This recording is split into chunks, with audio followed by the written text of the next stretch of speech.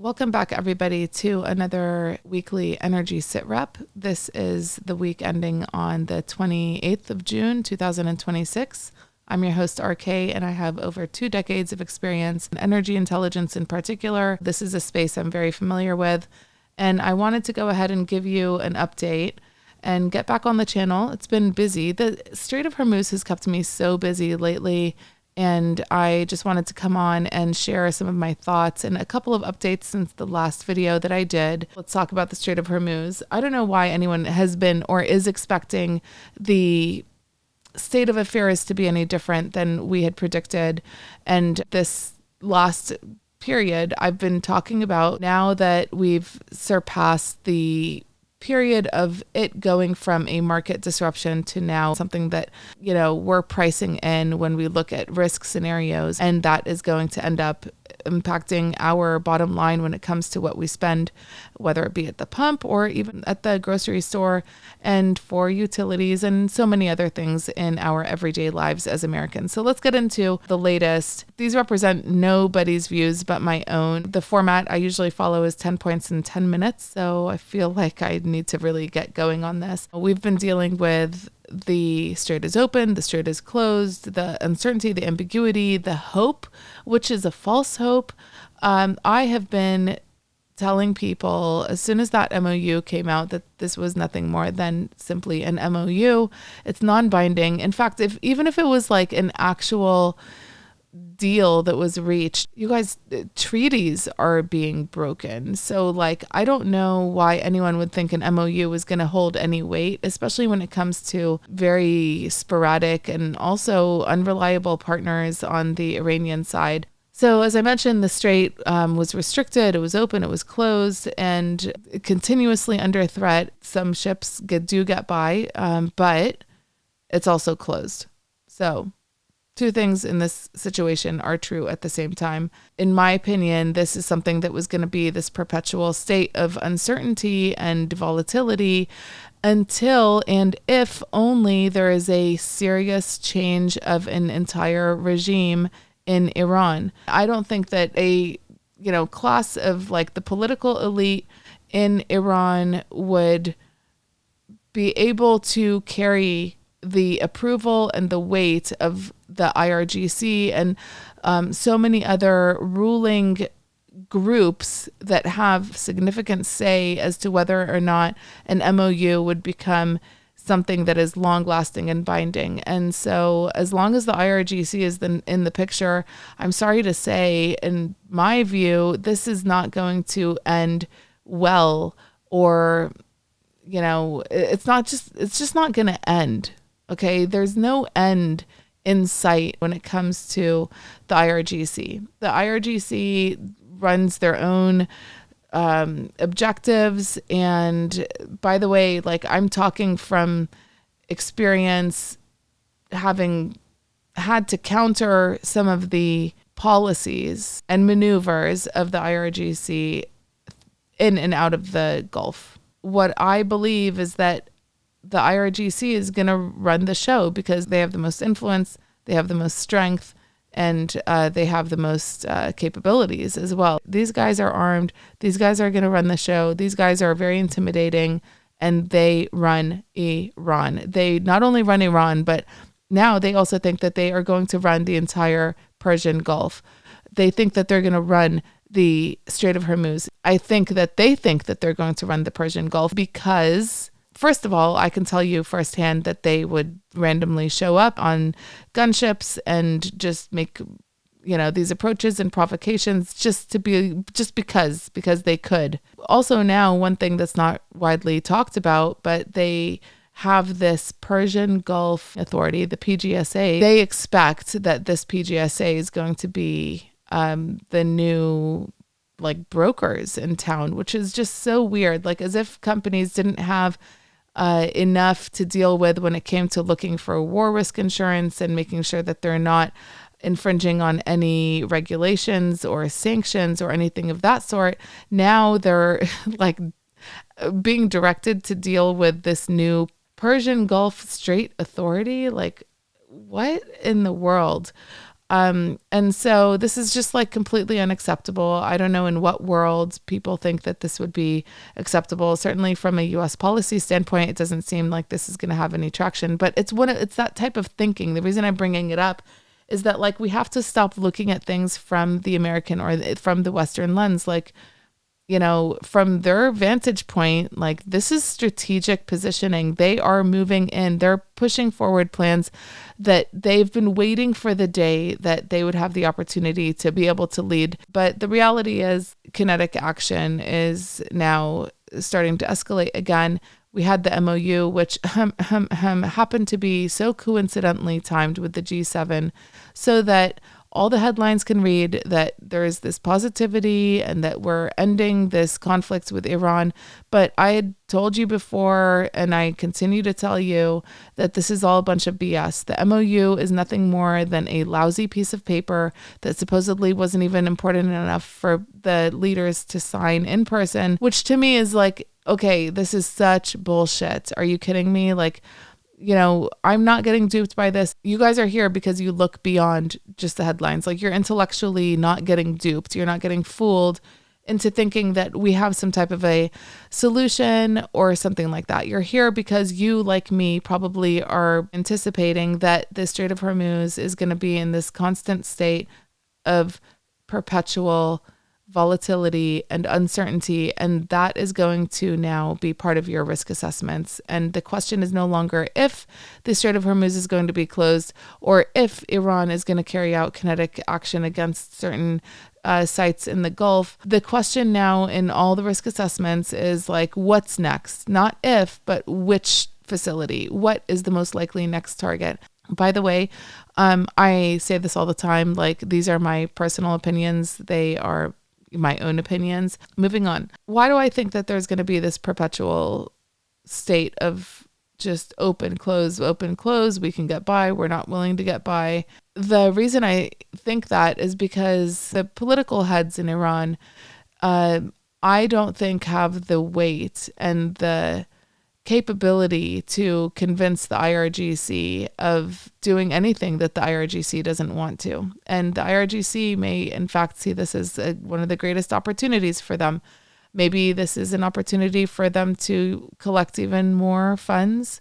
Maybe this is an opportunity to gain more ground. The IRGC just continues to gain more and more grip and stronghold in Iran. And I would argue that in the West, we need to stop looking at the region from this Western lens. And it doesn't matter if politicians are meeting or having discussions or convening or shaking hands or doing these like, you know, pretty worthless MOUs. If the IRGC is not fully aligned with the agreement, then I don't think that we should expect that those agreements are durable in any form. And we definitely should not expect a lasting peace agreement. If the IRGC is not going to accept, who's going to enforce it on the IRGC within Iran in particular? Come on, we're smarter than that. The reason you're here on this channel is because you're smarter than that. You know that these are just headlines and that they don't necessarily carry any weight in the reality and in the context of what's happening on the ground. Now, do we have additional commercial ships that have sailed through the Strait of Hormuz? Absolutely. Is this a huge success? Yes. I'm glad they're getting out. But I would argue business as usual is not coming back so long as the regime in Iran remains. And that's just a fact. Like, this is the new norm. It's not like, oh, in a year, things will be fine. No, if the IRGC is still running the show in Iran, and I'm very specific about saying the IRGC, you know, of course, like, you know, you have Arakshi and all of these politicians showing up, trying to push for peace and some agreement and blah, blah, blah. But you guys, they carry no weight. These are just like political figures. With all of that very long-winded introduction, let me go ahead and get into this week's Energy Sitrep. So here are the 10 points. The first is that the biggest strategic development this week, of course, was the resumption of kinetic activity, strikes, counterstrikes. All of this is impacting and fueling this idea that risk is the new norm. And so now it's no longer a question of if something is going to be targeted by Iran. It's a question of what will be targeted next by Iran. So the GCC countries surely are not just reviewing contingency plans. Now they're attempting to harden their security or avoid the loss to critical infrastructure as much as possible. We're back to those early days in the conflict. Operators of critical infrastructure sites across the GCC are probably going to be looking at how to minimize damage as much as possible if there was an incoming strike on some of the infrastructure in those countries. The second point, and I talked about this briefly, and that is the IRGC is seemingly wanting to play a much larger role than just like military operations.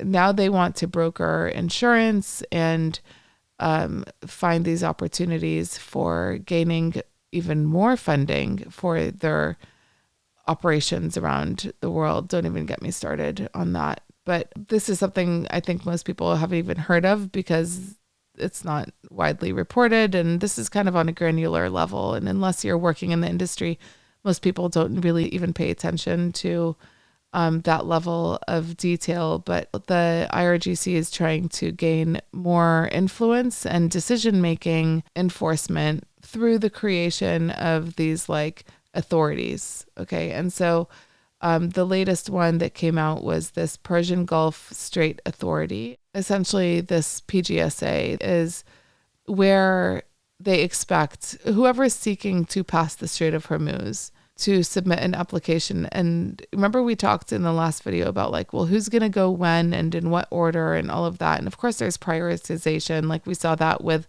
the oil coming out of the Strait of Hormuz when there was that, window of opportunity to do so. And that was great. But now there's like this expectation that, the IRGC is going to be calling the shots in terms of like who's going to be passing in what order, as if operators didn't have to already deal with enough, ensuring no violations of sanctions and ensuring that they have all of their regulatory requirements in place. Now it's like, oh, okay, well, here's this new outfit that you're going to have to deal with. And it's just ridiculous. Like no one's actually going to deal with them, or at least I hope not. But the point is like, we're in this situation of the IRGC attempting to manipulate the need for ships to have to pass through the strait by saying like, okay, if you're going to pass, you're going to have to pass on their terms. And that's literally how they're talking. Yeah. So all of that is just like, it's so beyond. We were already in an operational headache before. Like now this is like migraine level. All right. So third point, and this is good news. More cargoes are passing through the Strait of Hormuz, but it's really important to highlight that the confidence has not returned. The reason that ships and operators are passing through the strait is because they have commercial obligations, but by no means are they transiting because they feel safe to do so. Point number 4 is another positive one, and that's that we are seeing a lot of positive recovery. So, for example, we saw the offering of crude cargoes to international buyers. We saw multiple LNG carriers headed to Ras Laffan to reload. We saw, and that's in Qatar, we saw Saudi exports accelerating. Cargoes are moving again, and all of that is great news. But every movement still reflects that continued long-standing volatility and elevated geopolitical risk that doesn't seem is going to return to normal anytime soon. And I mentioned Qatar, I think a little while ago, but this is number 5. This is a very important point. There was a very tragic incident which took place at one of the facilities in Barzan, and that resulted in fatalities. And it's just another reminder of how fragile the energy system is. Point number 6, we're seeing a lot of movement with Iraq, and I predicted when UAE made the announcement of leaving OPEC that there will continue to be other countries that will start to follow suit. And I believe that Iraq is probably going to be in the mix of such a thing in the future, probably before the end of the year. We see a lot of activity with Baghdad officials preparing for major energy discussions with Europe. We also saw some actions within the Green Zone in Baghdad today. So there's a lot happening in Iraq where they're trying to reposition and prepare themselves for exports and the possibility of leaving OPEC. And all of this is because, generally speaking, as with any situation in markets, everybody is hedging. Point number 7 is that Chinese crude imports remain surprisingly weak. So normally weak demand is going to push the energy prices down. However, prices remain elevated. And what that says is that it's geopolitics and not the actual demand that is setting the price of the barrel. Point number 8, is all about how the region is responding to the conflict itself. What I'm talking about here, again, is that strategic planning, the positioning to be able to bypass the Strait of Hormuz. Because the volatility in the Strait of Hormuz, we all, people in the industry, we know this isn't going anywhere anytime soon. Uncertainty is not going to disintegrate. The geopolitical instability is not going to disappear overnight. This is something that is going to most likely continue to be the new norm. Well, what do you do in a situation like that? You invest in alternatives. You start to focus on redundancies. Because of the challenge will come an opportunity. And let me remind you, the industry is so resilient. And it's also very well funded. Let's be real. Okay, so what is that? Those two coupled, what ends up happening is that you end up with new investments and you start dusting off old plans, some of which, by the way, yours truly over here worked very hard on, is creating new pipelines across the map to be able to bypass the Strait of Hormuz or bypass regions that we know could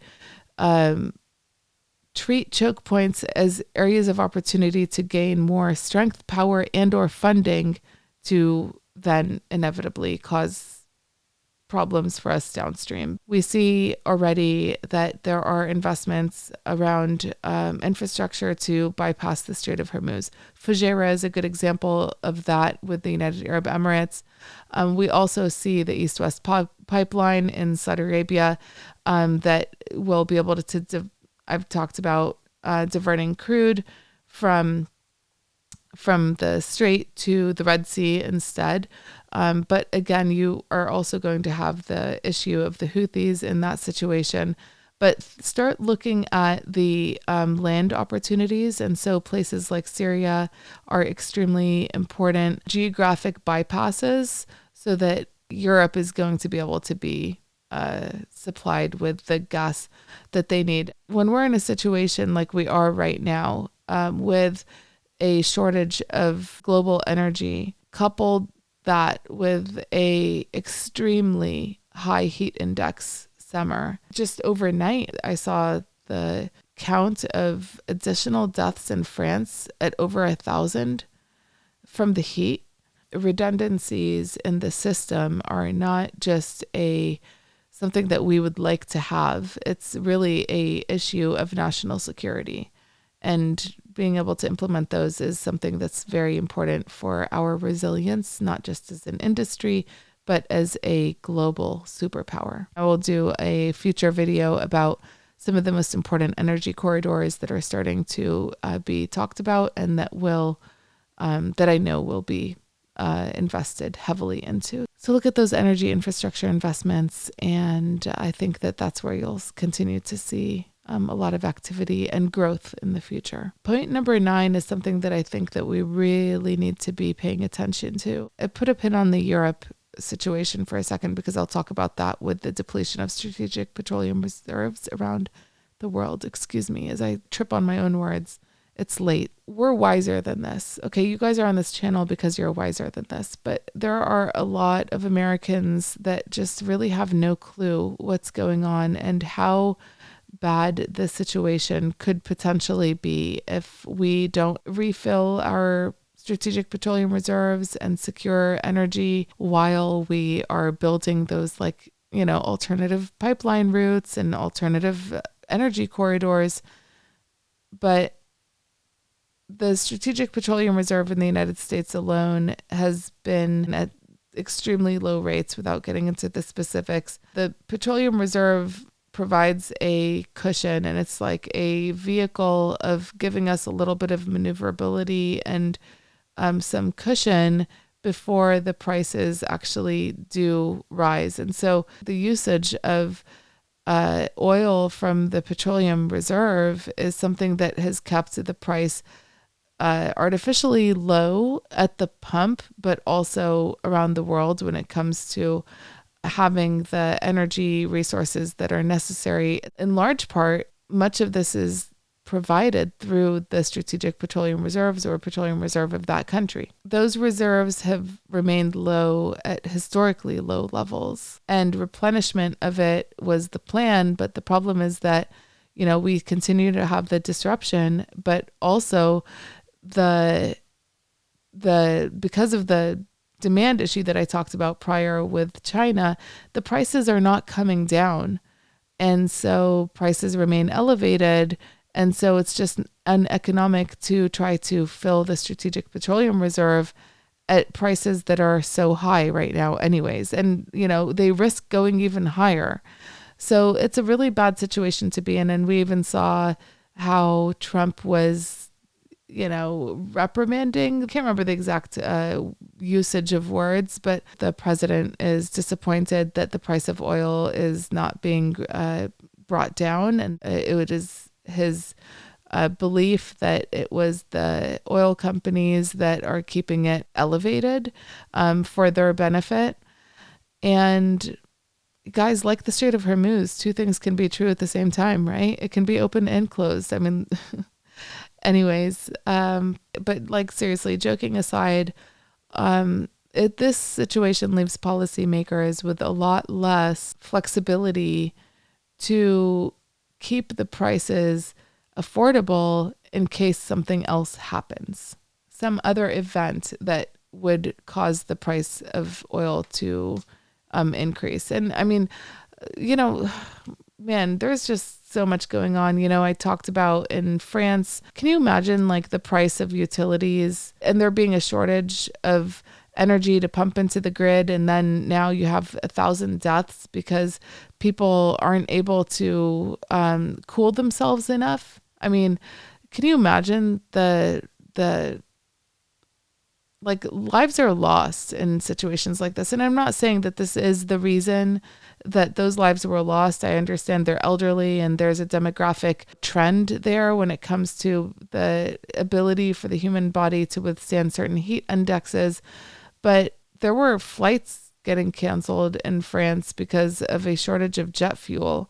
So now it's like this heat wave going through Europe ends up with over 1,000 more deaths in France because of this heat wave. That shouldn't happen. Not in an energy abundant world. In an energy abundant world, people don't die of heat. You know what I'm saying? They shouldn't, at least. And so we have a very catastrophic issue at our hands. And then, that aside, then we have this earthquake in Venezuela. I mean, my heart just goes out to everybody that's suffering right now. And all around the world. I mean, everywhere there's something, it seems.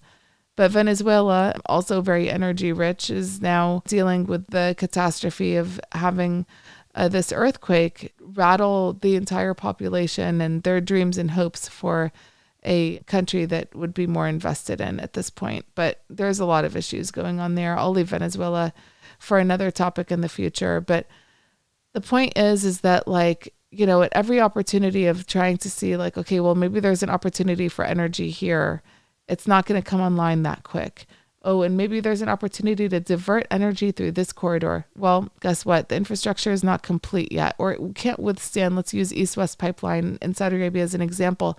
It can't handle a capacity beyond what is being traditionally carried out from the Strait of Hormuz. And so it's not a full replacement of what's being lost from the Strait of Hormuz. And it's just like trying to supplement a situation so that we don't hit totally rock bottom. But yeah, that's just something I wanted to point out.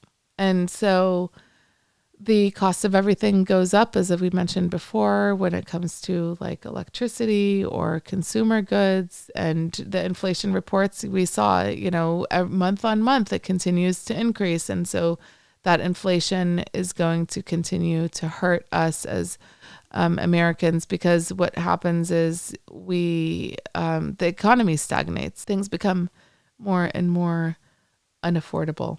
Again, I'm not saying that these are the conditions that are going to happen, and I'm not trying to be alarmist or anything over here. Trust me. I think that, first of all, I think that the industry is so resilient, and,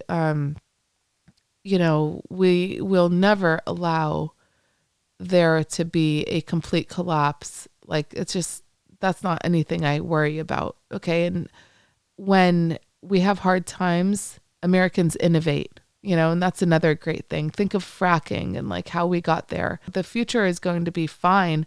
It's just going to be very expensive and uncomfortable for us for a while.